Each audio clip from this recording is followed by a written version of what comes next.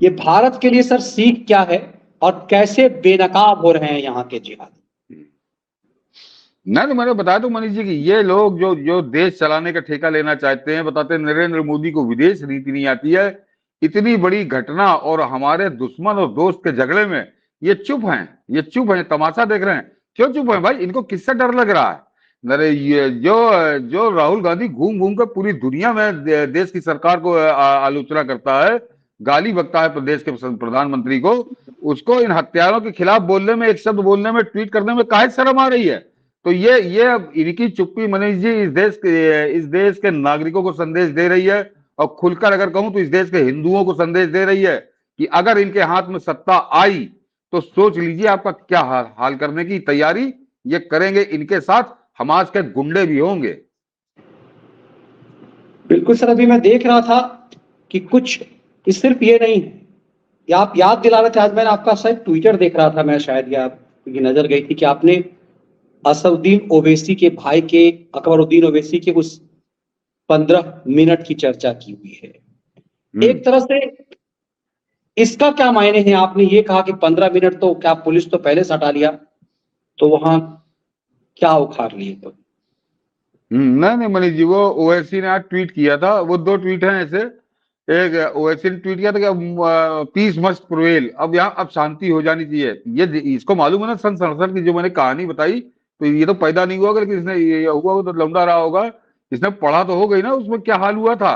तो अब इसको मालूम है कि कल तो जो कुकर्म होना था वो कर लिया, उससे ज्यादा उनकी औकात नहीं है। उन्होंने 300 लोग मार दिए, 300 लोग, उन्होंने औकात से ज्यादा अपनी उन्होंने कुकर्म कर दिया। अब पलट के जो कुछ करेगा वो इजराइल ही करेगा, अब बाकी किसी कुछ करने धरने का नहीं। तो ये इन्होंने गाना गाना शुरू किया कि पीस मस्ट प्रिवेल। वो एक वो है सबा नकवी, वो बहुत बड़ी सेकुलर कांग्रेस की भक्त, कांग्रेस की भी चरण भक्त जिसे कहना चाहिए, वो उसने कहा कि ये कानून नहीं होना चाहिए कि आंख के लिए आंख लेना। मतलब जब इजराइल ने मारना शुरू किया तो उसको समझ में आया कि आंख के लिए आंख। कल जब वहां पे फिलिस्तीन के गुंडों ने किया था, तब वो कुछ नहीं बोली थी, तब वो सो रही थी, पता नहीं गांजा पिए थी या भांग पिए थी, भगवान जाने। ये तो मनीष जी अलग है। तो तब ये सो रही थी कि नहीं नहीं कोई बात नहीं। लेकिन आज जब इजराइल ने मारना तो यहाँ यही है मनीष जी, सभा नकवी का ये।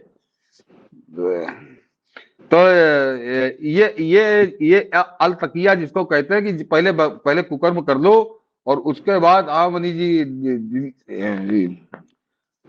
दिल्ली दिल्ली मीडिया की इस कांग्रेस भक्त मोदी विरोधी बुढ़िया को यह ज्ञान तब नहीं सूझा जब मुसलमान आतंकी हमले, आतंकी हत्यारे, गुंडे, लफंगे, बलात्कारी इजराइल में सैकड़ों निर्दोषों की हत्या कर रहे थे।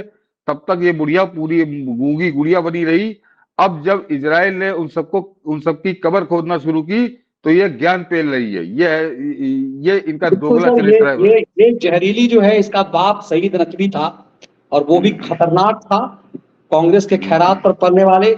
और इसी को भारत का जो तब का सूचना प्रसारण मंत्री था प्रकाश जावड़ेकर, घर पे सिलेंडर पहुंचाया था जब इसने कहा था कोविड के काल में कि मुझे सिलेंडर नहीं मिल पा रहा है। एक भ्रम जो है इसने फैलाने की कोशिश की थी।